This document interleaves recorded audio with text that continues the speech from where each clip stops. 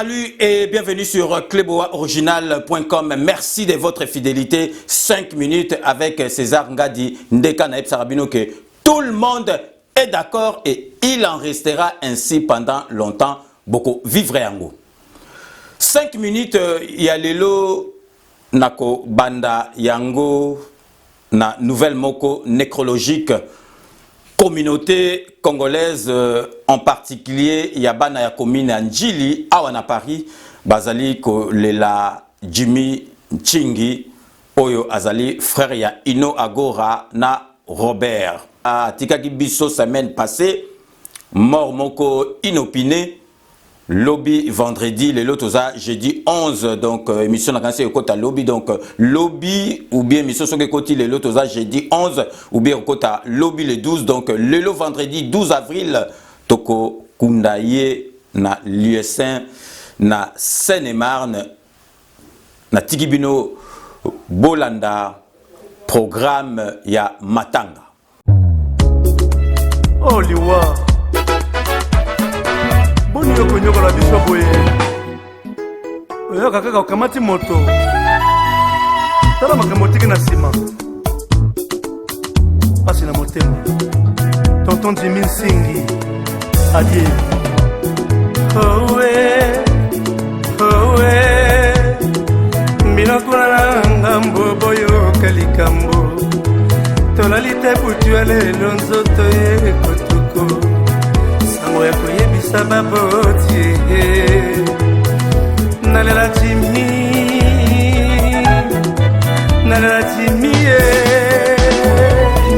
Nzinga tiki bisoke kede malamu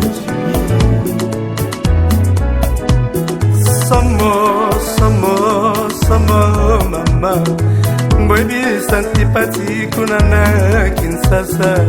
Kejimia zongisi molimu epa ya Nzambe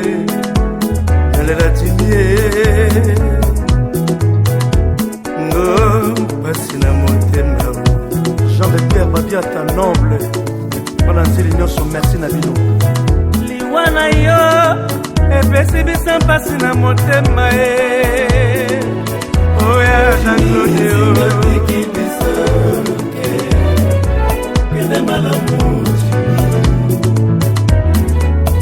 moto azalaka na motema malamu mpe azalaka kosalisa bato na ndenge na ye Nzinga tiki bisoke kede malamu papa na every nebenie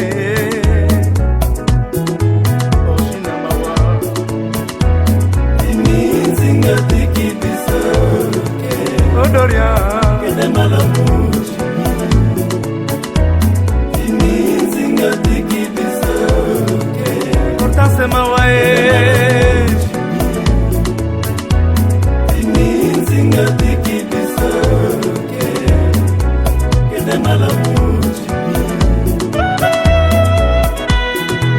Kishamata mawa Oh papa Moses est mort Maman Charlotte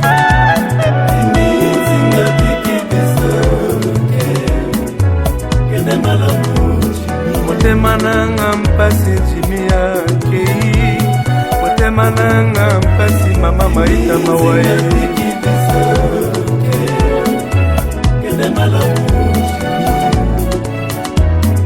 Mokolo nini tokomona yo lisusu Jimmy Nsingi Leki ya mama Suzana Ino Agora ya Robert Nsingi Noko ya Jodette Matingu Noko ya Candide Nsingi Noko ya Charlene Nsingi Pasi na motema ya Papi Nsingi ya lisusu ya Angele Nsingi Oh ya Mena Nsingi ya Karine Nsingi ya bazalaki ebele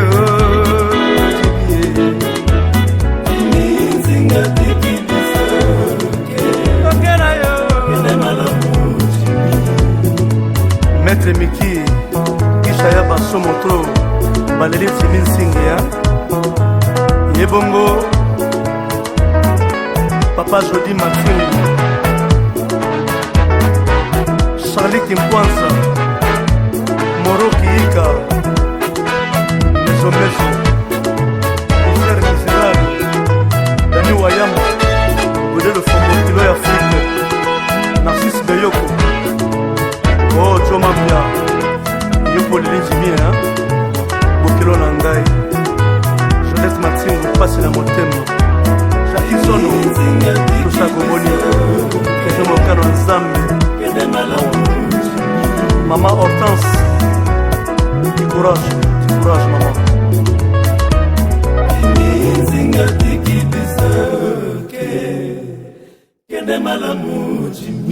Que la terre de nos ancêtres te soit douce et légère. Amen. Binomoko boiti kolanda programme matanga bomoni vraiment tokomi ko kufa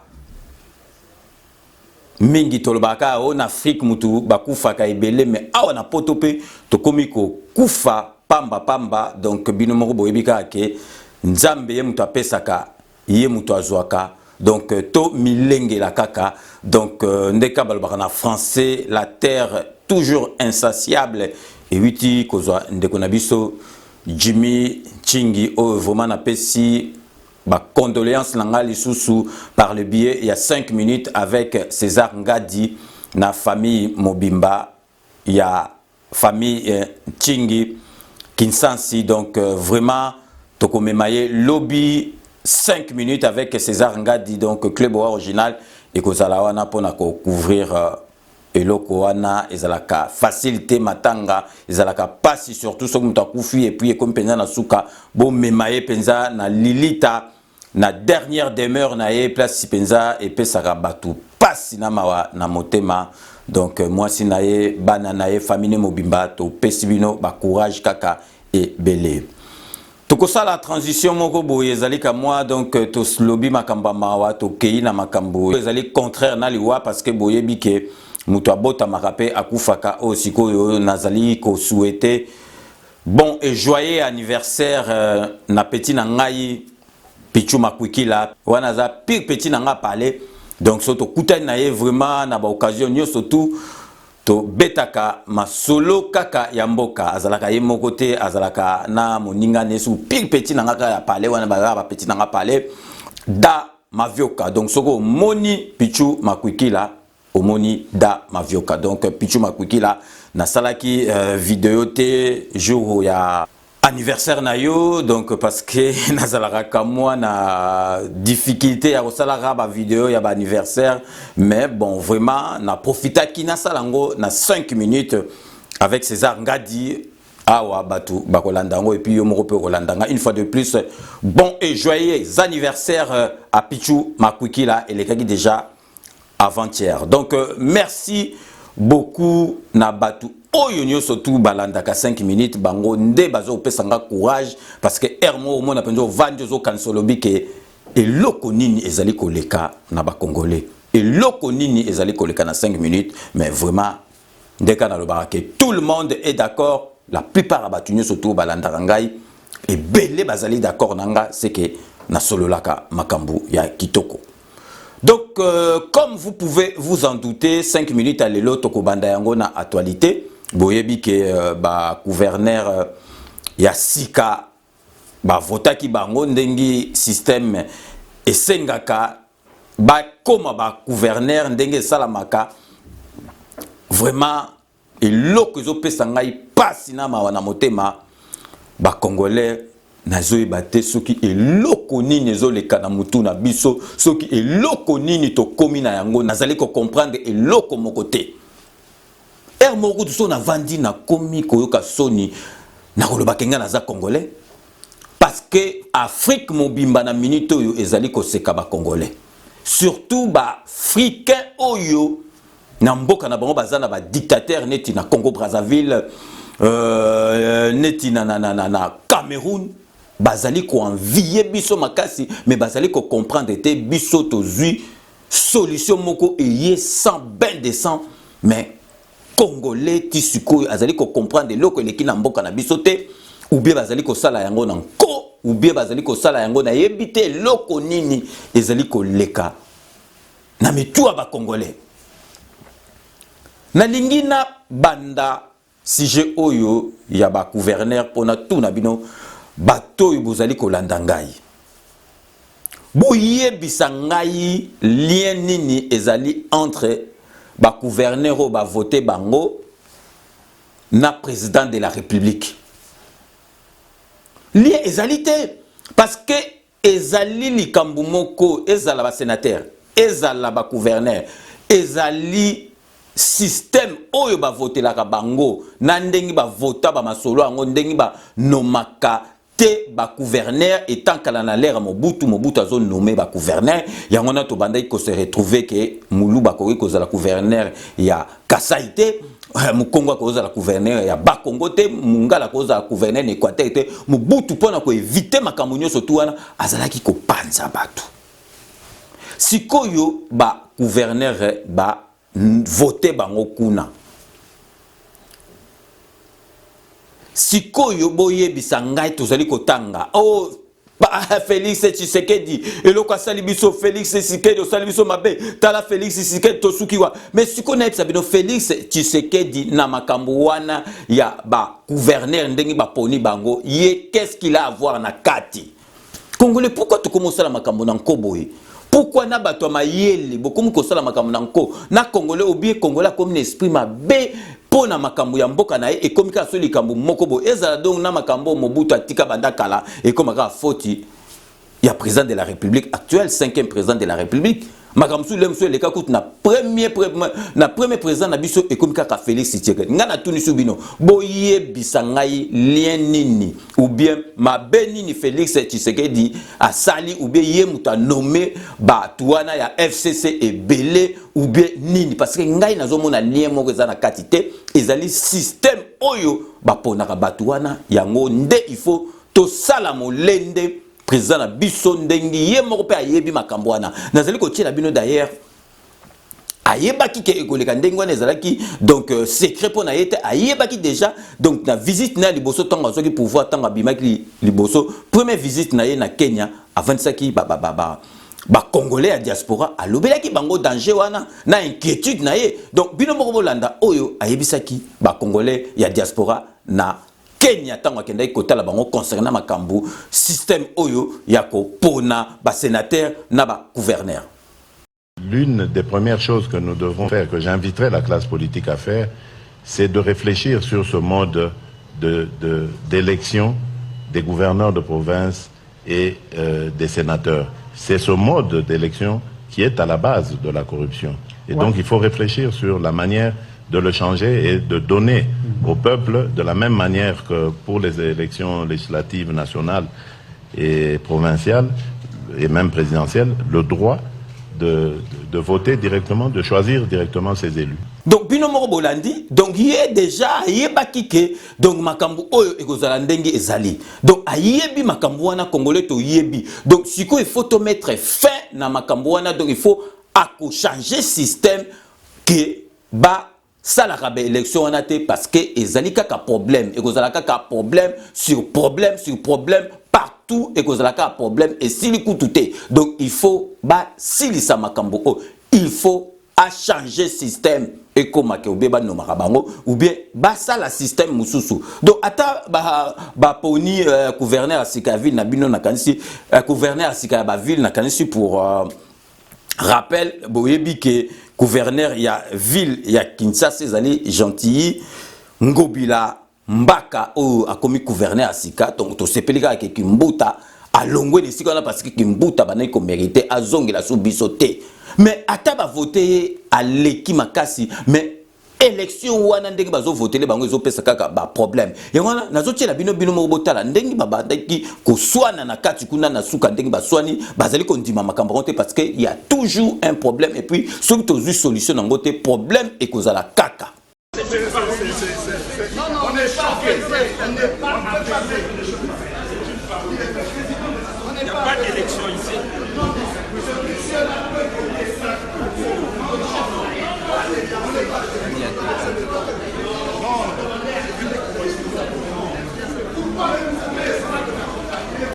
Ce que vous êtes en train de faire, ce n'est pas correct. Arrêtez ça, cette mise en scène. Arrêtez ça. Il est grand temps, arrêtez ça. Une loi. Vous pensez que nous, on doit être vos esclaves, vous vous trompez. Donc bino moko bolandi ndeng bato bazo se mettre d'accord te ba se mettre d'accord te ba boy ba élection o ba lobby ezali ba élection moko donc ezana fitaka nezaka ya ba problème bino moko bolandi na ba image ndengi bazali koloba ke élection eleki bien te donc na za ko tshela bino nepse bino ke gouverneur na biso asika gentil ngobila ye mta komi gouverneur ya ville Kinshasa bino moko tala donc kimbuta soni sila hazo kende ko féliciter gentil ngobila bino moko tala na ba image. Le grand bal, le sommet et le grand bal. Avant-hier. Le sommet et le grand bal.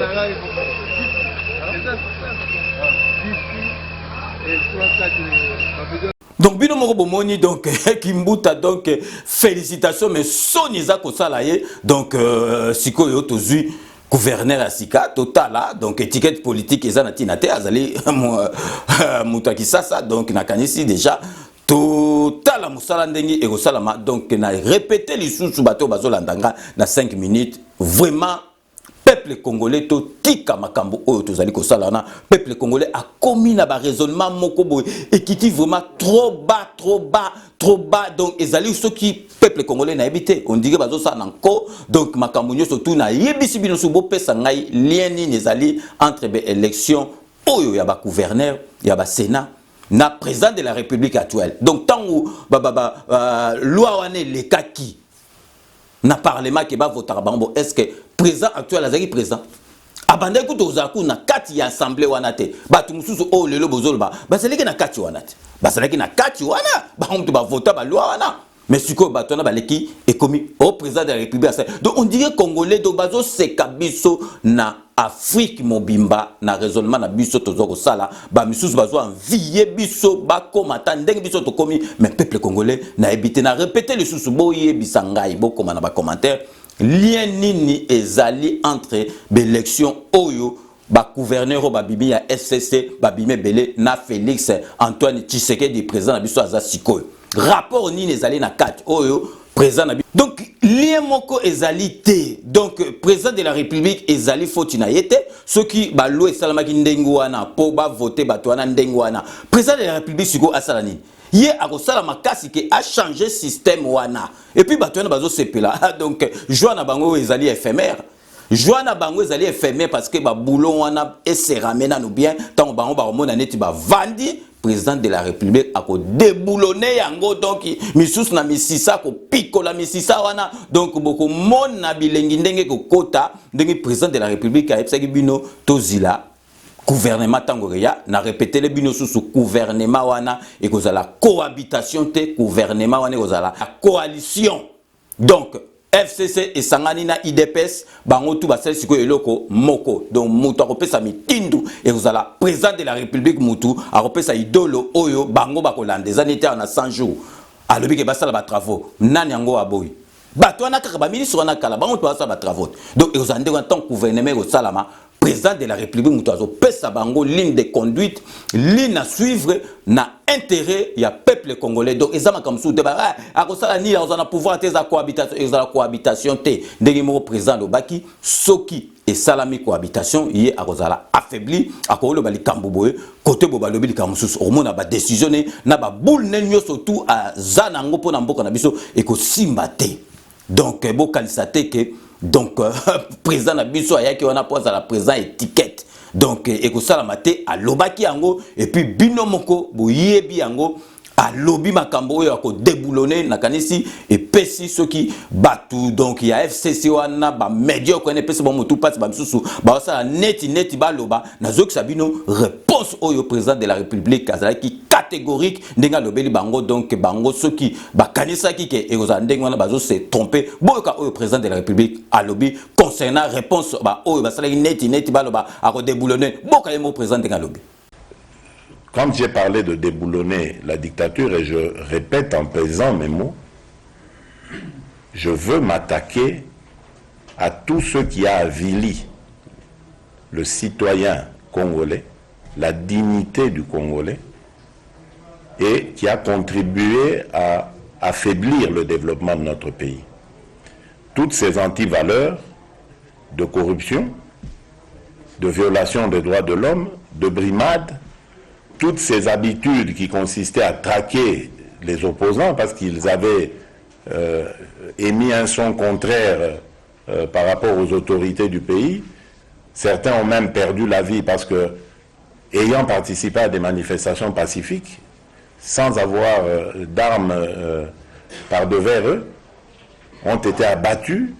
comme ça, au mépris de la loi et de la dignité humaine. C'est à ça que je vais m'attaquer. C'est ça que je vais éradiquer.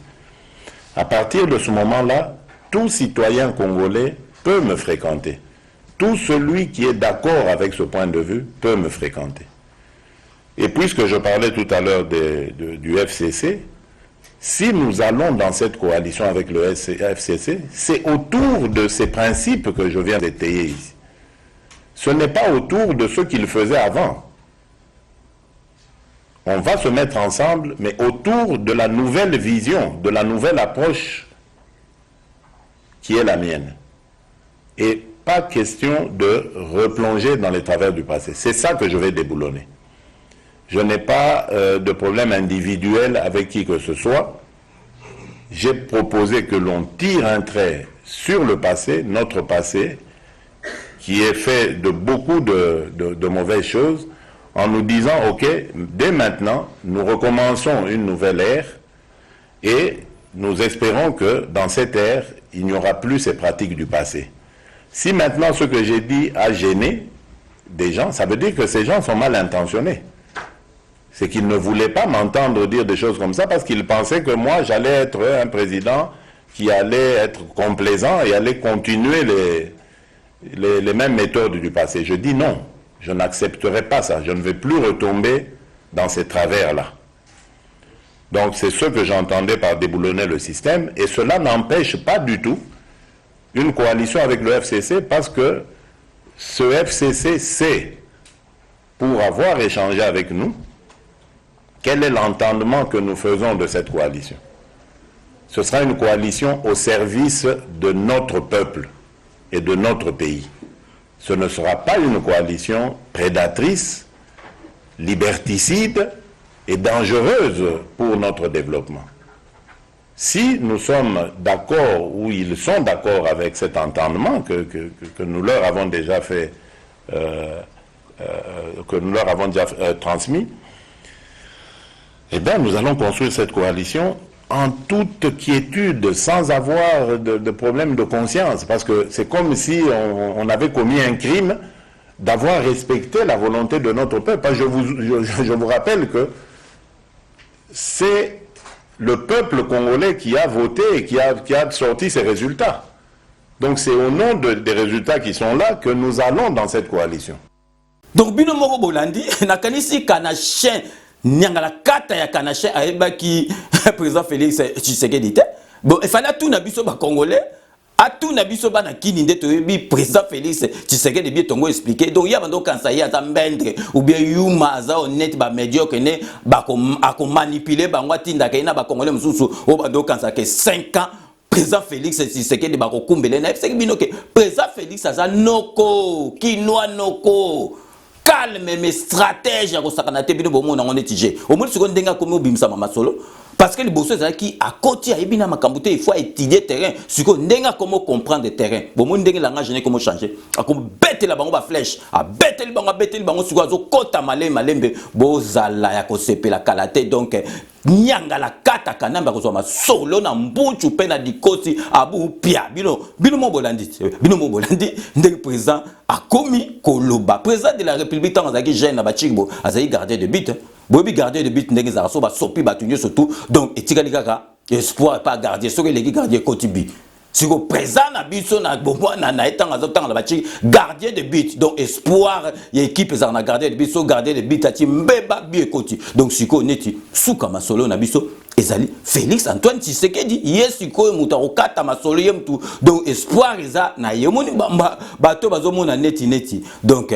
na ebité total la carte en gouvernement loba Botal tant gouvernement au Salama, donc ezali gouvernement a répété une fois de plus ezali il y a cohabitation te ekozala il y a coalition ba sangani po ba kende na nzela moko oyo président de la République a kopesa bango na intérêt toujours il y a peuple congolais pe il y a mboka na biso.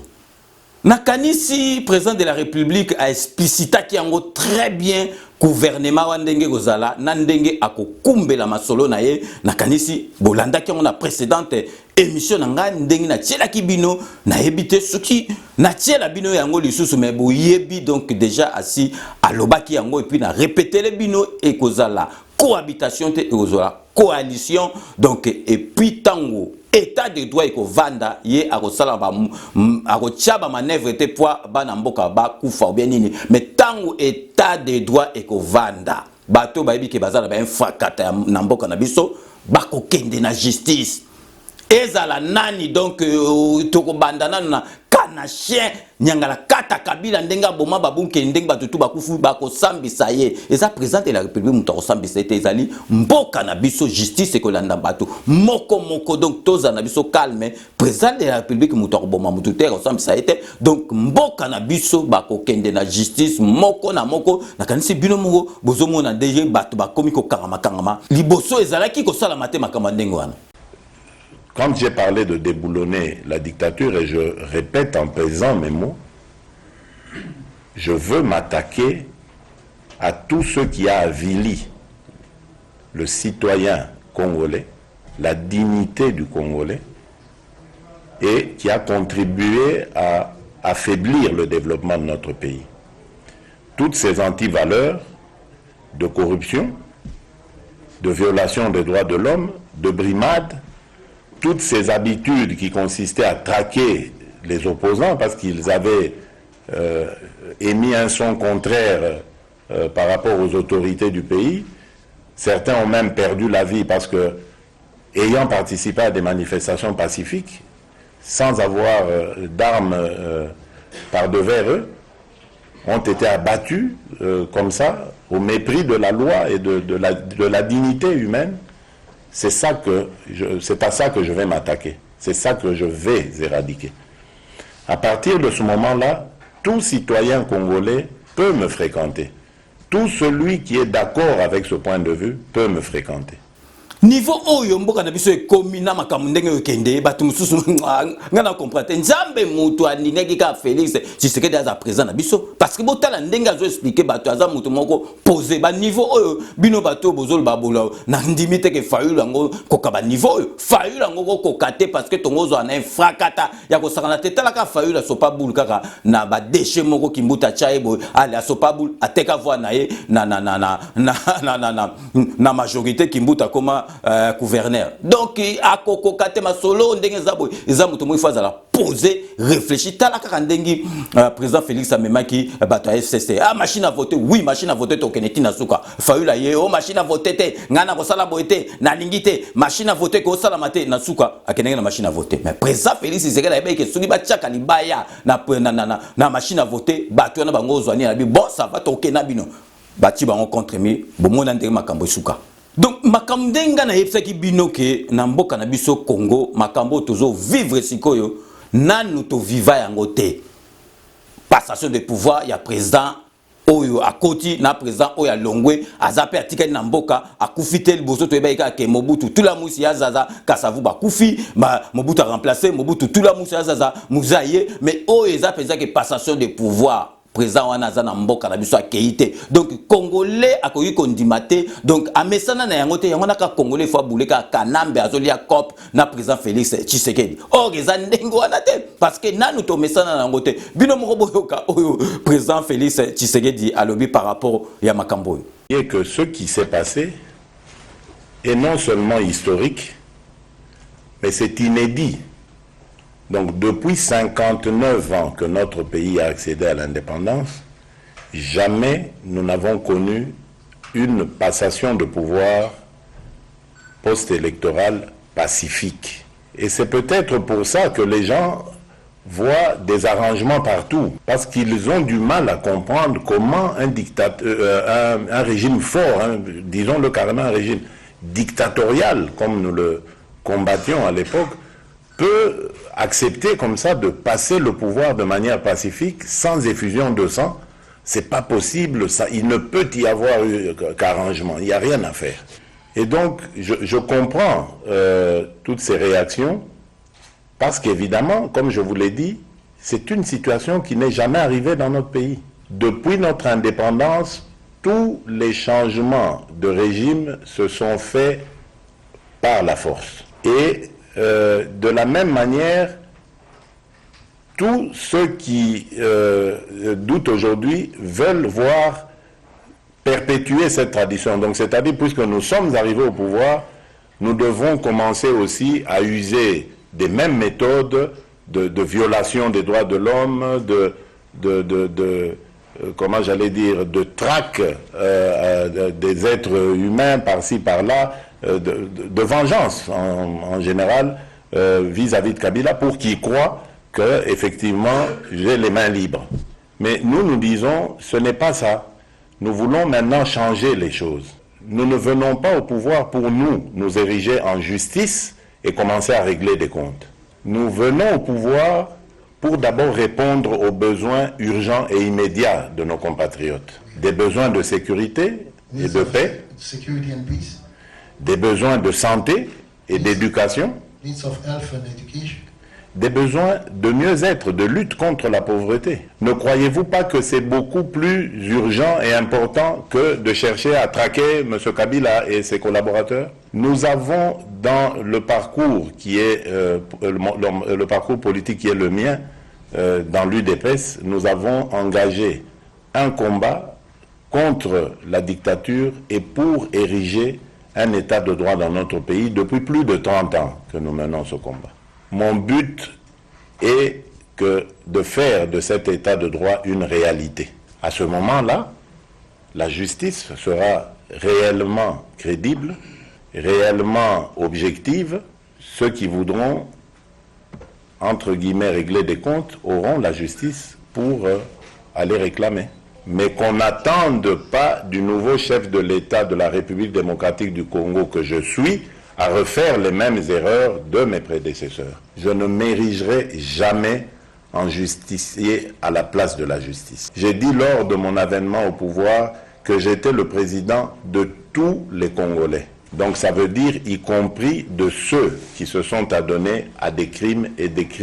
crimes les plus horribles. Et ce ne sera pas à moi de les juger, mais aux cours et tribunaux que je vais m'atteler à développer, à humaniser, à objectiviser pour qu'il soit au service du citoyen.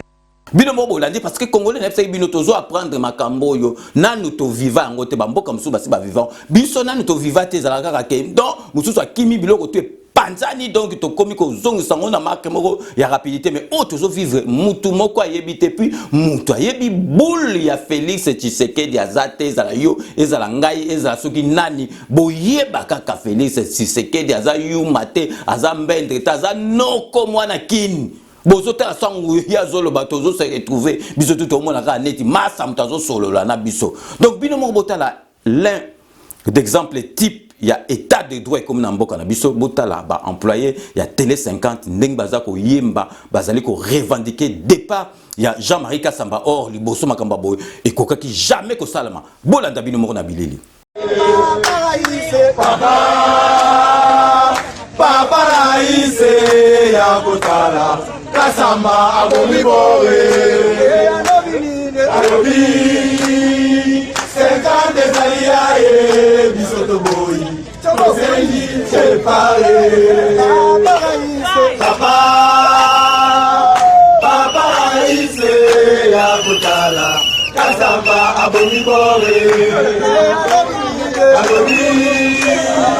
50 des alliés, bisoto boy. Tozengi, c'est pareil.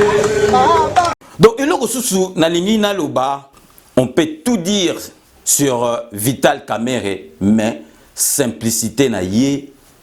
Vital Kamerhe azali humble moko, vraiment amitiaka ne sika na ye, bon moi soka zo na président de la République, angumami, soki azo marché, pembe na tapis rouge, ako nia tata ango tati na pembe, botala bino moko bozo mona na ba photo, donc vraiment on peut tout dire sur Kamerhe Vital, mais côté yakozala humble na komitia et sikazali wana en tout cas muto akoko chango doute tout le monde est d'accord donc botala kaka soki zalaki neti batu mususu ndengi ya tikela ki a se retira ki atikela Félix Tshisekedi akende lelo comme président mais le soki batu mususu baza batu ya désordre mais vraiment na répéter le sous on peut tout dire sur Vital Kamerhe mais mutu akolongo la simplicité na été na ndengaza humble azalité vraiment exemple na pesibino bo moni yango na koti pe na sujet oyo ezo panzana na ba réseaux sociaux donc vraiment tozali ko comprendre les sous-soutés donc na koti la binoka exemple moko kalele kaki au moisi ya président de la République a lobby makambo moko critiquer président de la République mobile na parce que a nommé baluba ebele na bureau na ye donc ezalaki makambo moko ya lokuta. Il faut Congolais, moni Congolais pour na kosa Congolais ça simple. Congolais ba kosa ke mbango parce que ça muto émotion. Donc bino bokansi penza ke moi si à président de la République a critiqué mobile na ye, a bengi muto na téléphone et comment au bengi muto bazo enregistrer. Bino penza boza d'accord ke ko sala mande o ça ki lukuta. Nazo pesa bino exemple siko kutu na ko ko tchango teme na pesa bino ka exemple po bomona donc tout le monde a arrêté donc na batu moko benza mayele ba partager ba lobby ke Zoé Kabila donc o abimi gouverneur na nini azobeta discours bati mutu moko azoloba neti soki rwandais mais donc nga naza kutu donc pour te soki soki ateza ki ndengwa etalinga te mais nazo la bino ka po bomona exemple ke bo keba surtout na bodio bon Dieu na internet biso toza bato internet to bandango kala to yebi makamnini eleka na internet on peut faire tout sans kutu yo yeba ke basali yo masolo donc bino moko boyoka oyo e circulaki na réseaux sociaux que discours ya Zoé Kabila boyoka des lois de la République. Ainsi mon gouvernement mettra fin à toute ingérence des autorités politico-administratives dans les processus de désignation et de la gestion.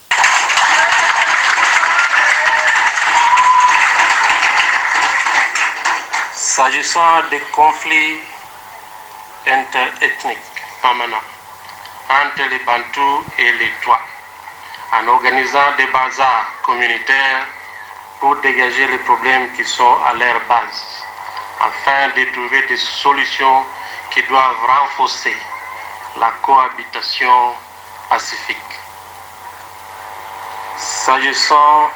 des groupes armés, mon gouvernement prendra des initiatives de commun accord avec le gouvernement central dans le but de privilégier le dialogue en vue d'une cessation des hostilités. Pour mettre fin au vol à main armée, plus particulièrement à Kalemi, la police doit travailler en synergie avec les services spécialisés et la population. Enfin, mon gouvernement appuiera la police avec les équipements pour être efficace dans les... Ok. Hapana kufukuza watu. Anashinda kufukuza. Dans la maintien de la paix et enfin Bino moko boyoki oyo biso tout au monaki mais 5 minutes avec ces angades pendant on pouvait bino nga kuna côté l'été na ko côté la été talinga ku tuté na linga na laksa bino ke bo keba surtout na bo dio oyo tambola kan internet siko boyoka image boyoka version oyo ya discours ya yé Zoé ou Azobeta bokomona ke ezali muto batiaki wana te na audio bino mo bola avec l'économie provinciale très faible. Les recettes locales ne représentent pas grand-chose. Même en ajoutant celles rétrocédées par le gouvernement central, elles n'arrivent pas à couvrir les besoins de la province pour son développement.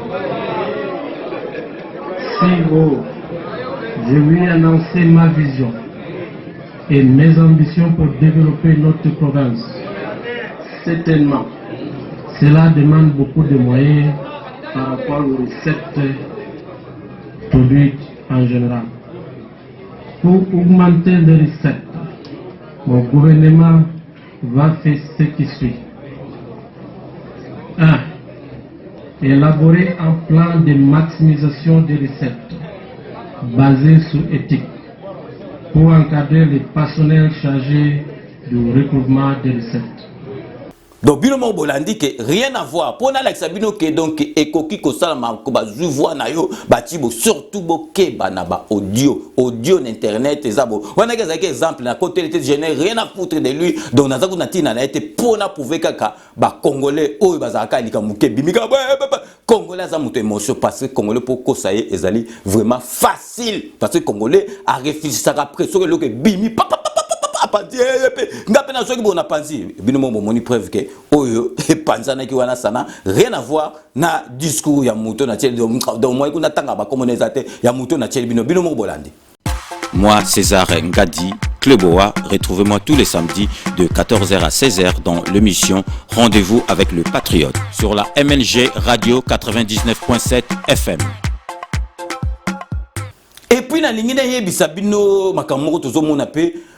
na ba réseaux sociaux kaka parce que les réseaux sociaux comme place à buzoba ekota ke bele makama malamu les kara mingi na réseaux sociaux te ya malamu za kamuke ya buzoba nde ezalaka kuna bele na kasi ndenge na lobaika soki internet wana penze ezalaka permis de conduire à point na kasi ba congolais mbe batikele bele te bango kota même découvert à ba point donc bazali ko lobake o président na biso azali ko voyager mingi président o ya koti voyage leke belé azali ko bebisa mbongo ya trésor public ba millions azali ko beba pamba président de la république azali moi na poto ba voyage ça là le côté président de la république soki azo voyager azali pona intérêt ya mboka bazo comparer na kanambe ngana yebisa pourquoi kanambe bando voyager te na bande kanambe nyangala kata na do voyager te parce que ayebaki ko lobate azali na problème d'expression donc ya langue française na problème d'expression makambutu azali na problème à communication yangwana soki abimi abanda ko banga parce que makamususu okotinda ba conseiller au monaki buzobo asaki na discours pa ya libosokuna na Nations Unies na tchela rabino wana où je prends la parole pour la première fois devant le Conseil de sécurité. Je garde en mémoire la date historique du 24 janvier 2000 où son Excellence le Président M. Laurent Désiré Kabila, se fondant sur la résolution 1234 du 9 avril 1999. Siko soka bimi interview na ba journaliste nana ngolo akoloba angolo bana monokoni nani akoloba parce que aux obligés loba makamsusu kotinda batute okoloba yo moko do yango loba ndengini yango do bomona ki ne bandeli na ye ayebaki koloba te ayebaki ko communiquer na batute akoloba na monokoni buzobe zaki tellement trop avant siko biso moko après to lagisi koloba to lagisi kolata to lagisi après akomaki ko voyager ata na TV tondo mona ye d'autant balengeki basenga bango mibale débat na Jean-Pierre Mbemba na makambo na bango na le au moins quitter aboyaki parce que ngo kokate bango sambu ça y est donc abandai ko bimate parce que ayebaki ko lobate ayebo lo ba français te ayebi ko lobate maye les até yango na bandai ko éviter ko bima parce que tango oza devant ba journaliste a lo bandekini ba komona buzoba na ye yango na sikoyo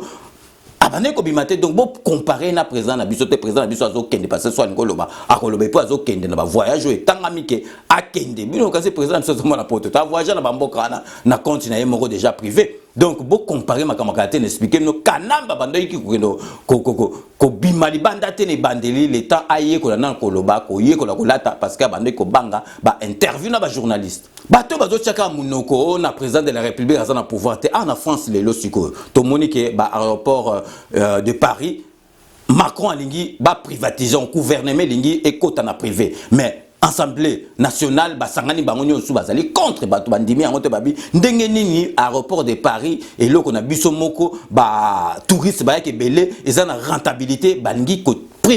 privatizango bato baza d'accord te mais Macron ndengi na campagne na ye alobaki makambongo il faut salama azolinga te donc ayoke la bato azokende na boule na ye kaka oyo asalaki campagne. Donc, si vous avez Félix Tshisekedi, le président de que la base, Azana souci que Mboka, Batouba, l'IA bien social, les bien, mais toujours créer les Kamamaso. La peste, un exemple, en France, Mikolo, privatisation, il y a l'aéroport de Paris, Batouba, ligne en gote, gouvernement, mais ils ont tel et makaka barosalango, dengi et kuzo salama. Donc, pour vous, yebaka que président, ce qu'il y a à faire, à kosala yango. Na lingi na suki ça donc na komi presque à la fin ya émission na nga ndeka na loba question na komi na suka ya émission na koma ko pesa base na nga weza partout dans le monde na batu mususu balandaka ngai bambote parce que bangom tu bancourage nga tanga babenga nga baloba penza papa César donc grand prêtre donc César Ngadi Kleboa continuer vraiment yom to ki sarabiso motema donc na pesa mbote donc na arme lourd Gorbatchev donc on dit maté que tout arme lourd azala penza na kati ya souci ya mboka na biso donc talaka ba congolais armes lourdes et comment armes lourdes donc so potingo armes lourdes aussi mbate donc to benga naka donc toujours souci ya mboka na epenza makasi donc na kati ya bundes donc combattant oyo nga na zolo bana bino donc commandant Scorpion donc yaza le loso ba pesi ba médaille ya bateau ya combat commandant Scorpion na bundes fazoango parce que a bundela mboka tisi kwa za na ba méchant mboka ko sakanate donc commandant Scorpion ba mbote na yo en direct ya bundes yo ebika ke 5 minutes eza eloko na yo moko donc nazali ko pesa na Bordeaux na Sami oyo azana kati ya Bordeaux ya Simbi donc Klebo kuna 5 minutes na kati ya Bordeaux na kena na Istanbul po na pesa mbote na Stéphane Madiba kuna na kata Istanbul donc hier avant ça penza masolo il y a 5 minutes avec César Ngadi Augustin Guy Boukassa hier na kati ya Djobour avant ça masolo donc na kati ya Djobour donc ba kalate to ko monana na bino nyoso donc Jires Ndekila na Arizona na États-Unis d'Amérique yo abenga ngato sola qui est belé Jires donc makamkora ya mboka donc bazaro zelaka ke en tout cas na yakuna donc après na Paris na pesi mbote na Jomas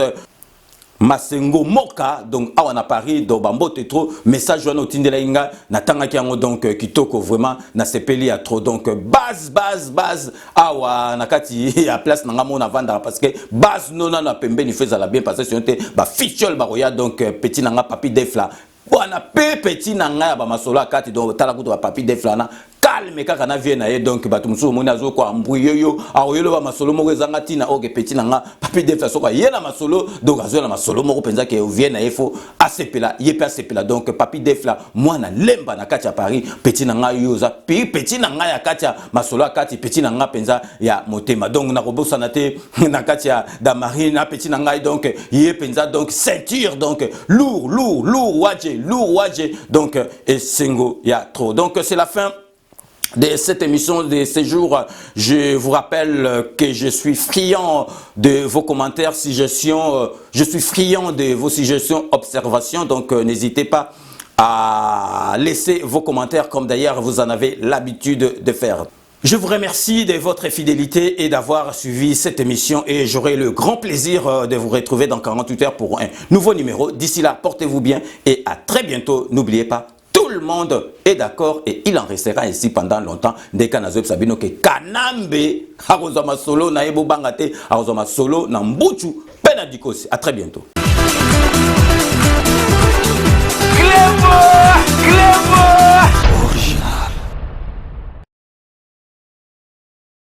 C'est Pena TV et yena makambu ya sikali susu. O ba chaîne ya France ezana kati.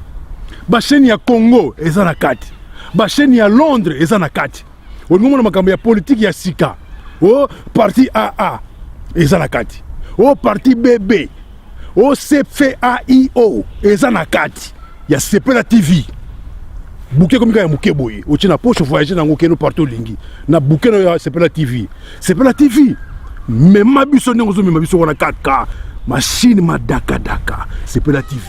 Bienvenue dans le monde de Sepela TV. Sepela TV est le décodeur qui vous permet de suivre les chaînes du Congo en direct de la diaspora.